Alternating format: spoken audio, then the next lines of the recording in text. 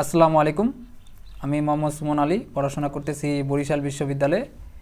আশা করছি তোমরা সকলে ভালো আছো। তোমাদের সবাইকে স্বাগতম আজকের এই ভিডিওটি ওপেন করার জন্য। আজকে মূলত আমরা আলোচনা করব এইচএসসি অর্থনীতি প্রথম পত্রের প্রথম অধ্যায়ের 3 নম্বর পর্ব নিয়ে। ইতিপূর্বে আমরা 2টা পর্ব আলোচনা করেছি। যারা ইতিপূর্বে সেই পর্বগুলো দেখো নাই, সেই পর্বগুলোর লিঙ্ক আমি ডিসক্রিপশন বক্সে এবং কমেন্ট বক্সে দিয়ে দিব, সেখান থেকে দেখে নিও। এবং আজকে মূলত আমরা 3 নম্বর পর্ব নিয়ে হাজির হয়েছি এবং আজকের এই পর্বে মূলত আমরা আলোচনা করব মৌলিক অর্থনৈতিক যে সমস্যা, মানে মৌলিক অর্থনীতি কী কী সমস্যা হয়ে থাকে, এই সমস্যা বিষয়গুলো।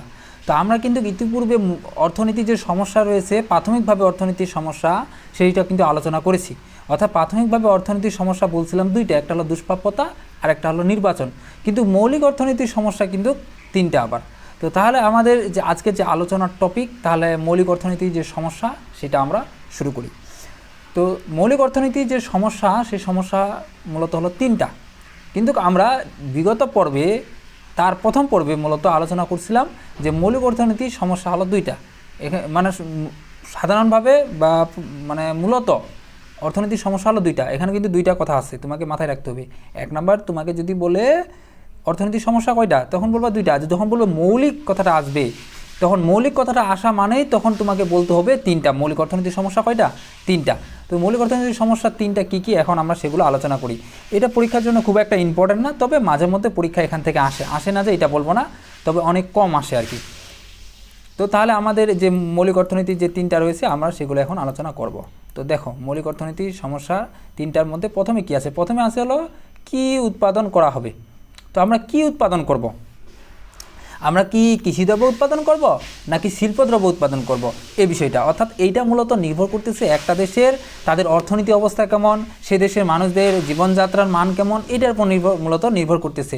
তো যেমন মনে করো বাংলাদেশের মতো যদি আমাদের দেশ হয়, তাহলে এখানে 2টা যে বিন্দু আছে, এ বিন্দু এবং বি বিন্দু, 2টা বিন্দুর ক্ষেত্রে কোন বিন্দুতে উৎপাদন করবে? 2টা বিন্দুর ক্ষেত্রে তোমাদের যদি বাংলাদেশের মতো দেশ হয়, এ বিন্দুতে উৎপাদন করবে। কেন এই বিন্দুতে উৎপাদন করবে? কারণ তোমার বাংলাদেশ হলো আমাদের কৃষি প্রধান দেশ। তো কৃষি প্রধান দেশের জন্য কোন দ্রব্য বেশি লাগবে? কৃষিদ্রব্য বেশি লাগবে। তার মানে কৃষিদ্রব্য পরিমাণটা এখানে বেশি দরকার।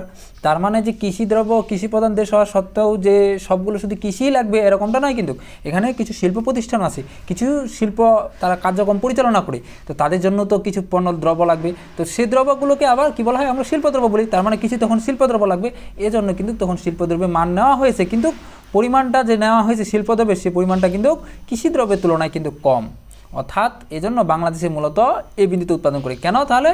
কারণ বাংলাদেশ হলো কৃষি প্রধান দেশ, এদেশে কৃষিদ্রব্য বেশি প্রয়োজন বলে এইখানে এই বিন্দুতে উৎপাদন করছে। আর যদি বলে বি বিন্দুতে, তাহলে কারা উৎপাদন করবে? বি বিন্দুতে উৎপাদন করবে ওই সকল দেশ, যে সকল দেশ শিল্পদ্রব্য পণ্য বেশি দরকার। এ বিন্দুতে হলো কৃষিদ্রব্য বেশি দরকার হয়েছিল, বি বিন্দুতে হলো শিল্পদ্রব্য বেশি দরকার। কেন এখন? কারণ দেখো, বি বিন্দু যে রয়েছে, এই বিন্দুতে আমরা লক্ষ্য করতেছি যে শিল্পের পরিমাণটা হলো বেশি, কৃষির পরিমাণটা কম। তার মানে যেগুলো উন্নত দেশ, সেগুলো দেশের ক্ষেত্রে তারা তো কৃষির উপর খুব একটা নির্ভরশীল না, তারা শিল্পটাকে প্রধান অর্থনৈতিক ব্যবসা বাণিজ্যের মানে মাধ্যম ধরি। আমরা যদিও কৃষিটাকে মানে প্রধান উৎস ধরি, অর্থনীতির চালিকা শক্তি হিসেবে মেনে থাকি, কিন্তু আস্তে আস্তে যদিও এটা পরিবর্তন হচ্ছে, কিন্তু তাদের অন্যান্য দেশের উন্নত দেশগুলোর ক্ষেত্রে তারা শিল্পটাকেই প্রধান ভূমিকা রাখে এই ক্ষেত্রে, অর্থনীতির ক্ষেত্রে। তো এজন্য তাদের কি শিল্পদ্রব্য বেশি দরকার হয়, আর শিল্পদ্রব্য বেশি দরকার মানে তখন শিল্পদ্রব্য বেশি লাগবে। তো এই জন্য এই বি বিন্দু যে রয়েছে, এই বি বিন্দুতে তোমার এই যে আমাদের উন্নত যে দেশগুলো রয়েছে, যেমন যুক্তরাষ্ট্র, জাপান, চীন, এরকম উন্নত আরও বিভিন্ন ধরনের যে দেশগুলো রয়েছে, তারা বি বিন্দুতে উৎপাদন করবে। তো মোট কথা হইল, যে দেশের জন্য যে পণ্যটা দরকার বেশি, সেটা বেশি উৎপাদন করবে।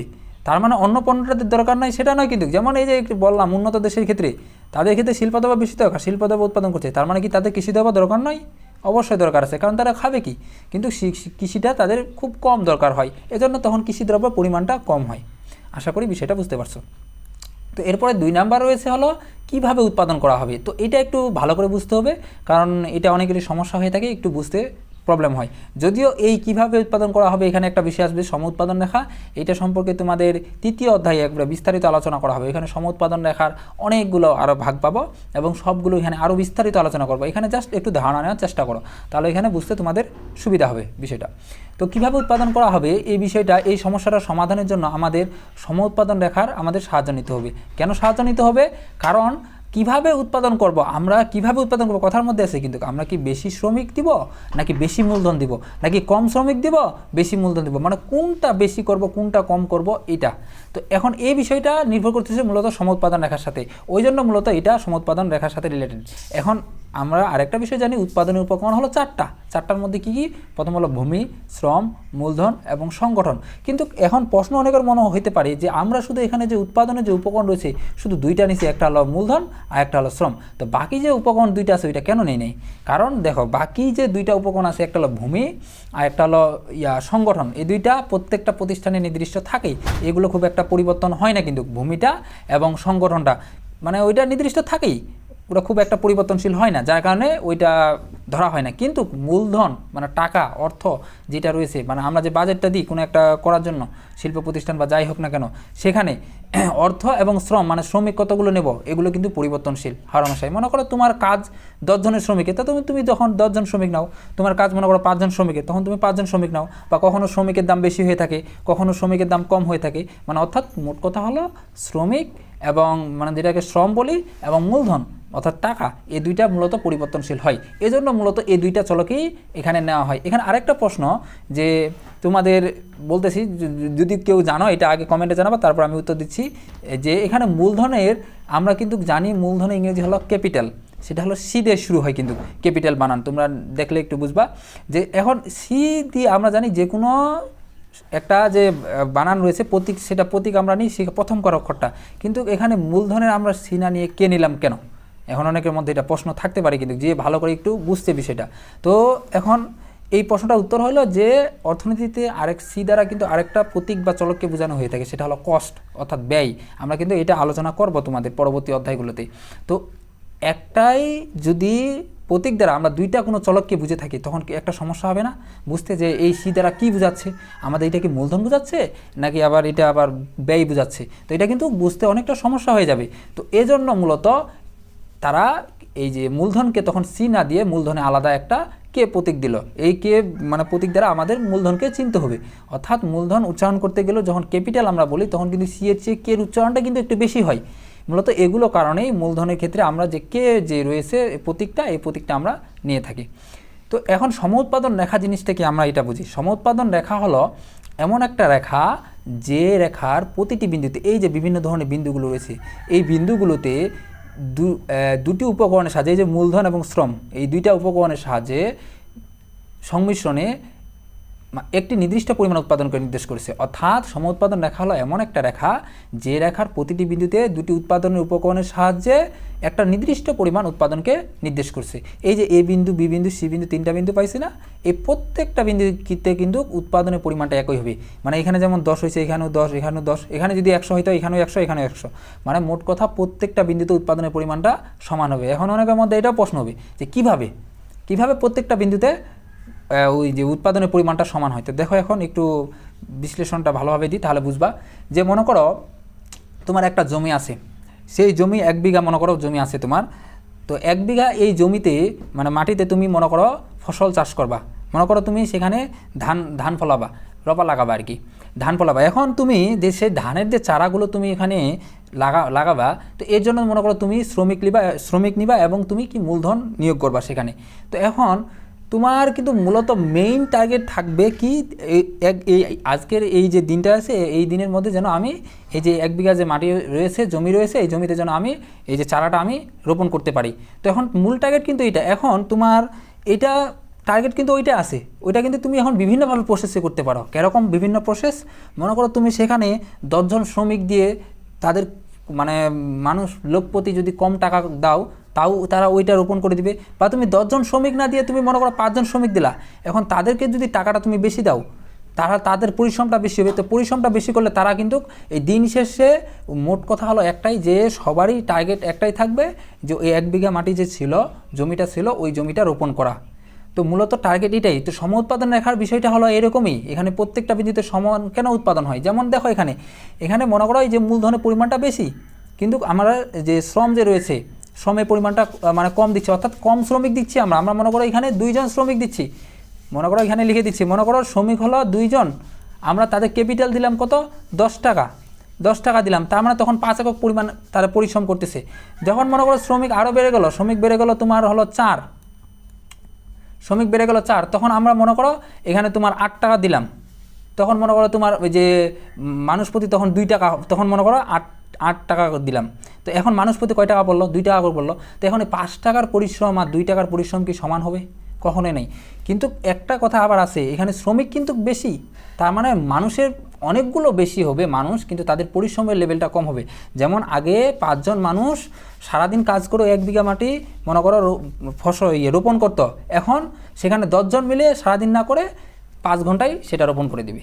বিষয়টা হলো এটাই, মানে উৎপাদনের পরিমাণটা মূলত সব জায়গায় সমান হবে, জাস্ট তোমার মূলধন এবং শ্রমিক যে রয়েছে অর্থাৎ শ্রমে যে রয়েছে এটার জাস্ট কম বেস্ট হবে, এটা কম বেশি হবে। যদি মনে করো মূলধনের পরিমাণটা বাড়াও তাহলে কম শ্রমিক দিয়ে বেশি পরিশ্রম করে নেবে, যদি মনে করো আবার মূলধনের পরিমাণটা কমাও তার মানে বেশি শ্রমিক দিয়ে তখন সেটা কাজটা করে নিতে হবে। মূলত এটাই, অর্থাৎ এখানে সবসময় সম উৎপাদন রেখার ক্ষেত্রে এরকমটা হবে, প্রত্যেকটা বিন্দুতে উৎপাদনের পরিমাণটা কী হবে? সমান হবে। আশা করি বিষয়টা বুঝতে পারছো। তারপরে যদি কারো কোনো সমস্যা হয়ে থাকে আমাকে কমেন্টে জানাবো, আমি আরও এটা খুব ভালোভাবে এক্সপ্লেন করার চেষ্টা করব। তো এর পরবর্তীতে আছে আরেকটা, যে কার জন্য উৎপাদন করা হবে। তো এখন আরেকটা কথা এখানে বলে দিই যে তাহলে এখানে আমাদের যে মূল যে টপিকটা ছিল সম উৎপাদন রেখার আগে এখানকার কিভাবে উৎপাদন করা হবে এই কথাটাই, কিন্তু আমরা কিভাবে এখন উৎপাদন করব, জিনিসটা বেশি মূলধন দিব নাকি বেশি শ্রম দিব, নাকি শ্রম বেশি দিব নাকি মূলধন কম দিব, মানে কোনটা বেশি কম দিব এইটার উপর নির্ভর করে যে আমাদের উৎপাদন ব্যবস্থা সেটাকে মূলত কিভাবে উৎপাদন ব্যবস্থা বলা হয়। এরপরে রয়েছে হলো কার জন্য উৎপাদন করা হবে, মানে এই যে আমরা এটা দ্রব্যগুলো উৎপাদন করতেছি এটা কার জন্য উৎপাদন করব, এটা কি ধনীদের জন্য নাকি গরিবদের জন্য, কাকে ইন্ডিকেট করে আমরা এটা উৎপাদন করতেছি। এখন এটা এক এক দেশের ক্ষেত্রে এক এক রকম হবে। যেমন আমাদের বাংলাদেশের মতো যদি দেশ হয় তাহলে আমাদের এই দেশের ক্ষেত্রে এই বিন্দুতে উৎপাদন করবে। কেন এই বিন্দুতে উৎপাদন করবে? কারণ আমাদের দেশ হলো গরিব প্রধান দেশ, খুব একটা উন্নত দেশ নয়। তো আমাদের দেশে যদি এখন বিভিন্ন ধরনের পোশাকগুলো, সহজ উদাহরণ একটা দিতে গেলে, পোশাক যদি আমরা উৎপাদন করি, এখন পোশাকগুলো যদি প্রত্যেকটা এক একটা মনে করো শার্টের দাম যদি তোমার 5,000 10,000 টাকা করে হয়, সব মানুষ কি কিনতে পারবে? কিনতে পারবে না, কিন্তু সবার সাধ্যের বাইরে চলে যাবে। তো এখন যারা গরিব দেশ যেরকম, মানে নিম্ন আয়ের দেশ যেগুলো, মানে খুব একটা উন্নত না, অনুন্নত দেশ যেগুলো, সেই দেশগুলোর ক্ষেত্রে এই বিন্দুতে উৎপাদন করবে, কারণ তাদের কিন্তু খুব একটা অর্থের মানে নাই অতটুকু যতটুকু মানে দরকার। কিন্তু তার মানে এখানে যে ধনীদের দ্রব্য উৎপাদন করবে এমনটা নয়, কিন্তু তার মানে গরিব মানে যে সবাই গরিব এরকমটা না একটা দেশের, এখানে কিন্তু অনেক ধনীও আছে। সেজন্য আবার এই যে তখন কিছু কিন্তু ধনীদেরও পণ্য উৎপাদন করতে হয়, ওই জন্য ধনীদের পণ্যের পরিমাণটা হলো কম আর গরিবদের পণ্যের পরিমাণটা হলো বেশি। আবার বি বিন্দু ক্ষেত্রেও হবে ভারতের মতো দেশ, তাদের দেশে যেমন ধনীও রয়েছে গরিবও রয়েছে এরকম। আবার সি বিন্দুর ক্ষেত্রে হবে যেগুলো উন্নত দেশ বিভিন্ন ধরনের, যেমন আমেরিকার মহাদেশে বিভিন্ন ধরনের দেশগুলো রয়েছে, যুক্তরাষ্ট্র, তারপর হলো জাপান, চীন, তারপর হলো যুক্তরাজ্য, এরকম বিভিন্ন ধরনের যে উন্নত দেশগুলো রয়েছে মূলত সেই দেশগুলোর ক্ষেত্রে তারা সি বিন্দুতে উৎপাদন করবে। কেন? কারণ তাদের ধনী শ্রেণীর দ্রব্য তাদের বেশি দরকার, তাদের গরিব দ্রব্য উৎপাদন করলে তাদের দেশের মানুষগুলো নেবে না, কারণ তারা সেখানে ধনী বেশি রয়েছে, তার মানে তখন ধনীদের পণ্য তারা বেশি উৎপাদন করবে আর গরিবদের পণ্য পরিমাণটা কম। ওই একই কথা, ধনী মানে কি সবাই ধনী? কিছু মানুষ কিন্তু নিম্ন মানে আয়ে রয়েছে, মানে গরিব মানুষ রয়েছে অনেকগুলা, তো তাদের জন্য তখন কিছু পণ্য উৎপাদন করা হয়। এই হলো বিষয়, অর্থাৎ কার জন্য উৎপাদন করা হবে এটা মূলত সে দেশের যে অর্থনীতি ব্যবস্থা, মানুষদের জীবনযাত্রার মান, এগুলো বিষয়ের উপর মূলত নির্ভর করতেছে। তো এরপরে আমাদের আরেকটা টপিক রয়েছে, ছোট একটা টপিক, তো সেটা হলো যে অর্থনীতির সমস্যা সমাধানে বিভিন্ন কর্মপর্যায়। এই যে অর্থনীতি বিভিন্ন ধরনের সমস্যাগুলো আমরা দেখলাম, এই সমস্যাগুলো সমাধানের বিভিন্ন ধরনের পদ্ধতি বা কর্মপর্যায় রয়েছে। সেই পদ্ধতিগুলো প্রথমটা হলো কি? প্রথমটা হলো উৎপাদন জিনিসটা কি? উৎপাদন দেখো, উৎপাদন হলো প্রকৃতি প্রদত্ত কোনো একটা দ্রব্যের, কি বলছে খুব ভালো করে বুঝো, প্রকৃতি প্রদত্ত কোনো দ্রব্যের রূপগত গুণগত পরিবর্তনের মাধ্যমে বাড়তি উপযোগ সৃষ্টি করাকে উৎপাদন বলে। কীরকম?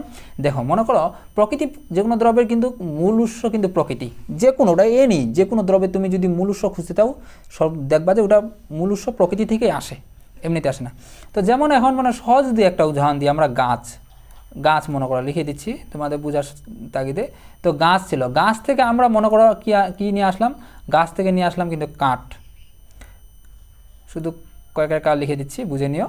তারপর এরপরে হলো চেয়ার, টেবিল, বিভিন্ন ধরনের আসবাবপত্র আর কি। তো দেখো এখন মূলত কি ছিল? গাছ থেকে আমরা রূপান্তরিত করে কাঠ করলাম, কাঠ থেকে বিভিন্ন ধরনের চেয়ার, টেবিল বা বিভিন্ন ধরনের আসবাবপত্র তৈরি করলাম। তো উদাহরণ এবং এখন সংখ্যাটার সাথে মিলাও, সংখ্যাটা কি বলছে? উৎপাদন কি? উৎপাদন হলো প্রকৃতি প্রদত্ত কোনো দ্রব্য, দ্রব্যটা হবে প্রকৃতি পদার্থ। এই গাছ কি একটা প্রকৃতি পদার্থ দ্রব্য না? তো ঠিক আছে, প্রকৃতি পদার্থ একটা দ্রব্য হয়ে গেল, এটা একটা একটা শর্ত মিলে গেল। রূপগত গুণগত, রূপের পরিবর্তন করলাম, গাছ থেকে কাঠ নিয়ে আসলাম, একটা গুণেরও পরিবর্তন হলো, অর্থাৎ গাছের যতটুকু অভাব পূরণের ক্ষমতা ছিল কাঠে তার চেয়ে বেশি, কাঠের চেয়ে চেয়ার টেবিলের এগুলো অভাব পূরণের ক্ষমতা বেশি। তো রূপগত পরিবর্তন এবং গুণেরও পরিবর্তন হলো, মাধ্যমে বাড়তি উপযোগ সৃষ্টি করা। বাড়তি উপযোগ বলতে কি, আগে উপযোগ জিনিসটা বুঝো। উপযোগ কি? উপযোগ হলো কোনো দ্রব্যে বিদ্যমান অভাব পূরণের ক্ষমতাই হলো উপযোগ। অর্থাৎ কোনো একটা দ্রব্যে যদি অভাব পূরণের যদি ক্ষমতা থাকে সেটাই উপযোগ। যেমন মনে করো একটা কলম আছে, এই কলমটা দিয়ে আমরা লিখতেছি, এই লেখা অভাব পূরণ করতেছি, এটার একটা উপযোগ রয়েছে। মনে করো একটা আমাদের হোয়াইট বোর্ড আছে, হোয়াইট বোর্ডে আমরা লিখতেছি, এটা একটা আমাদের লেখার অভাব পূরণ করতেছি। যেমন মোবাইলটা দিয়ে আমরা কী করতেছি, কথা বলতেছি, এটা কথা বলার একটা অভাব পূরণ করতেছি। এইরকম যে কোনো ধরনের যদি অভাব পূরণ করি তাহলে সেটা উপযোগ। অর্থাৎ কোনো দ্রব্যে বিদ্যমান এরকম যে কোনো ধরনের চাহিদা বা অভাব যেটাই বলবা সেটা পূরণ করাকেই মূলত কি বলা হয়? উপযোগ বলা হয়। তো তাহলে সংখ্যাটা এখন মিলাও, জিনিসটা কি? প্রকৃতি প্রদত্ত কোনো দ্রব্যের রূপগত গুণগত পরিবর্তনের মাধ্যমে, রূপের পরিবর্তন করলাম, গুণেরও পরিবর্তন করলাম, বাড়তি উপযোগ সৃষ্টি করা। বাড়তি উপযোগ বলতে কি, গাছে যতটুকু অভাব পূরণের ক্ষমতা ছিল তার চেয়ে কাঠের বেশি, কাঠের যতটুকু তার চেয়ে চেয়ার টেবিলের বেশি, ওই জন্য বলছে বাড়তি উপযোগ সৃষ্টি করাকে মূলত উৎপাদন বলে। আশা করি বিষয়টা বুঝতে পারছো। তো এরপরে যেটা রয়েছে সেটা হলো বিনিময়। বিনিময় জিনিসটা কি? বিনিময় হলো বলতে দুটি দ্রব্য বা সেবার মালিকানা হস্তান্তর হওয়ার প্রক্রিয়া। আমরা এটা আগে থেকে জানি। যেমন এইটা যদি একটু বলতে যাই যে আগে কিন্তু যখন মুদ্রা ব্যবস্থা ছিল না তখন কিন্তু বিনিময় ব্যবস্থা ছিল। কীরকম বিনিময়? তখন কিন্তু মানুষের, আমরা যেমন এখন টাকা, আমাদের বাংলাদেশে যেমন টাকা আছে, অন্যান্য দেশে অন্যান্য তাদের যেমন ভারতের রুপি আছে, তারপর যুক্তরাষ্ট্রের দিকে তোমার ডলার আছে, এরকম এক এক দেশে মানে অর্থের মানটা এক এক রকম। তো এখন যেমন এটা আছে, আগে কিন্তু এরকমটা ছিল না প্রাচীনকালে। তখন মানুষগুলো কীভাবে তাহলে লেনদেন করতো? তখন লেনদেন করার একটা প্রক্রিয়া ছিল। মনে করো আমি ধান ফলাইলাম, এখন আরেকজন মনে করো গম ফলাইলো, এখন আমি কি করি? তাকে 1 মণ ধান দিই, সে আমাকে তার বিনিময়ে 1 মণ গম দেয়। তো এইভাবে আদান প্রদান হইতো, বা আমি তাকে 1 মণ ভুট্টা দিলাম, সে আমাকে 1 মণ ধান দেয়। তো এইভাবে মূলত তখন কিন্তু চলতো ব্যবস্থাটা, তাদের আদান প্রদানের ব্যবস্থাটা। কিন্তু এটা পরবর্তীতে মানুষজন বুঝতে পারলো যে এভাবে চলে তাদের একটা মানে লোকসান হচ্ছে। লোকসান বলতে কীরকম? ধানের মূল্য যতটুকু, গমের মূল্য তার চেয়ে কিন্তু বেশি বা কম এরকম হয়, বা ভুট্টার মূল্য তার চেয়ে কম বেশি হয়। মানে এক একটার মূল্য বা দাম কিন্তু সমান নয়, গুরুত্ব সমান নয়, আলাদা আলাদা রয়েছে। তো তখন মানুষ যখন এটা বুঝতে শুরু করলো, পরবর্তীতে তখন তারা কি করলো, যে মুদ্রার তখন তো আসে না, তখন মানে কিছু মূল্যবান দ্রব্য, যে দ্রব্য মানে জিনিস বা জিনিসপত্র বা মূল্যবান কোনো খনিজ দ্রব্য যেগুলো নর্মালি পাওয়া যায় না, এগুলো তখন বিনিময়ের মাধ্যম হিসাবে ব্যবহার করলো। যেমন সোনা, রূপা, হীরা, মণিমুক্তা, এরকম বিভিন্ন ধরনের আরও রয়েছে। তো এগুলো তখন মানুষ বিনিময়ের মাধ্যম হিসাবে ব্যবহার করতে শুরু করলো। কারণ এভাবে করলে তখন কেউ আর লোকসানে যায় না, যার মানে যতটুকু সে সেই অনুযায়ী পেয়ে যায়। তো এইভাবে করতে করতে ধারাবাহিকভাবে পর্যায়ে মানে আস্তে আস্তে এক সময় আমাদের এই যে অর্থটা আসে। তো এই যে বিনিময়, বিনিময় বলতে তাহলে কি বোঝালো? আমরা তো বিষয়টা আলোচনা করলাম, মানে পরস্পরের মধ্যে মালিকানা, দ্রব্য, সেবা কি হস্তান্তর। তো এই জিনিসটাই মূলত এখানে এইটাই বোঝাচ্ছে যে বিনিময় বলতে দুটি দ্রব্য বা সেবার মালিকানা হস্তান্তর, মানে আমি তোমারটা দিচ্ছি, তুমি আমারটা দিচ্ছ, এরকম মানে বিনিময়, এটাকে মূলত বলা হচ্ছে বিনিময়। তো এরপর রয়েছে হলো বন্টন। বন্টন বলতে কি? আমরা জানি বন্টন মানে কি? ভাগ করে দেওয়া। তো এখন অর্থনীতির ক্ষেত্রে বন্টন বলতে ওই নর্মাল ভাগ করে দেওয়াকে বোঝাবে না, এখানে কিছু বিষয় রয়েছে সেগুলো ভাগ করে দেওয়া বোঝাবে। অর্থাৎ উৎপাদনে যেসব উপকরণ আছে, কী কী উপকরণ? ভূমি, শ্রম, মূলধন, সংগঠন, এই যে উপকরণগুলো আছে তাদেরকে তাদের প্রাপ্য অংশ, তাদেরকে তাদের প্রাপ্য অংশ বলতে কি? আমরা ভূমির বিনিময়ে কী দিই? খাজনা দিই, যেটাকে অনেক জায়গায় আমরা এইটা নামে প্রচলিত আছে। অনেক জায়গায় আমাদের এলাকায় যেমন বলে এই যে জমি রেকর্ড করতে হয়, জমি রেকর্ড করতে হয়, তখন কিন্তু এই জমির খাজনা দিতে হয় মূলত ওইটা। অনেক জায়গায় অন্য শব্দ প্রচলন হতে পারে। যেমন শ্রমের বিনিময়ে আমরা কী দিই? একজন শ্রমিকতে কাজ করি, তার বিনিময়ে আমরা কী দিই? মজুরি দিই। তারপর মূলধন, মানে মূলধনের বিনিময়ে আমরা কী দিই? সুদ দিই। তারপর আর সংগঠন, একটা যে সংগঠন আছে সেই সংগঠনের বিনিময়ে আমরা কী দিই? তাকে মুনাফা দিয়ে থাকি। তো এই যে তাদের প্রত্যেকটা যে ভাগ করে দেওয়া, তাদের এই যে বন্টন, এই ভাগ করে দেওয়া প্রত্যেকটা তাদের সেই যে প্রাপ্য অংশটা বলতে কোনটা? এই খাজনা, ভূমির বিনিময়ে, শ্রমের বিনিময়ে মজুরি, মূলধনের বিনিময়ে সুদ, সংগঠনের বিনিময়ে মুনাফা, এই যে এইটা ভাগ করে দেওয়া, এটাকেই মূলত বলে বন্টন। অর্থাৎ উৎপাদনে উপকরণগুলো অবদান রাখে, তাদেরকে তাদের প্রাপ্য অংশ দেওয়াই মূলত হলো কি? বন্টন। এরপরে রয়েছে হলো ভোগ। ভোগ মানে কি? ভোগ মানে বুঝি আমরা সেটা শেষ করে দেওয়া বলতে ওটা খেয়ে ফেলা। কিন্তু অর্থনীতিতে একটু ভাষাটা, যেহেতু অর্থনীতি, একটু আলাদাভাবে ভাষাটা দিতে হবে। ভোগ বলতে কী, তাহলে কীরকম আমরা সংজ্ঞা দিতে পারি? কোনো দ্রব্য ব্যবহারের মাধ্যমে এর উপযোগ নিঃশেষ করাকে ভোগ বলে। মানে ব্যবহারের মাধ্যমে কোনো একটা দ্রব্য আমরা এর উপযোগ বলতে কি? ওই দ্রব্যটা যে অভাব পূরণের ক্ষমতা রাখতো, মনে করো একটা কলম, ওই কলমটা কী করতো? লেখার যে একটা অভাব সেটা পূরণ করতো। এটা শেষ করে দেওয়া, এটা যখনই আমরা শেষ করে দেবো তার মানে সেটা হলো ভোগ করে ফেললাম আমরা। এইরকম মানে যে কোনো দ্রবর যে উপযোগ রয়েছে সেই উপযোগটা যদি আমরা শেষ করে দিই, সেটা অভাব পূরণের যে ক্ষমতাটা ছিল যদি এটা আমরা শেষ করে দিই, তাহলে সেটাকে আমরা কী বলবো? ভোগ বলবো। তো এই হলো আমাদের বিষয় যে অর্থনীতির সমস্যা সমাধানের বিভিন্ন ধরনের কর্মপর্যায়। তো আশা করি তোমরা আজকের যে পর্বটা আমরা আলোচনা করলাম এই পর্বটা তোমরা বুঝতে পেরেছো। যদি তারপরেও কারো কোনো বোঝার সমস্যা হয়ে থাকে বা বুঝতে পারো না এরকম কোনো কিছু, তাহলে আমাকে কমেন্টে জানাও, আমি সেটা তোমাদেরকে বোঝার চেষ্টা করব পরবর্তীতে। তো আজকের পর্বটা এখানে শেষ করতেছি। সবাই ভালো থাকো, সুস্থ থাকো। আসসালামু আলাইকুম।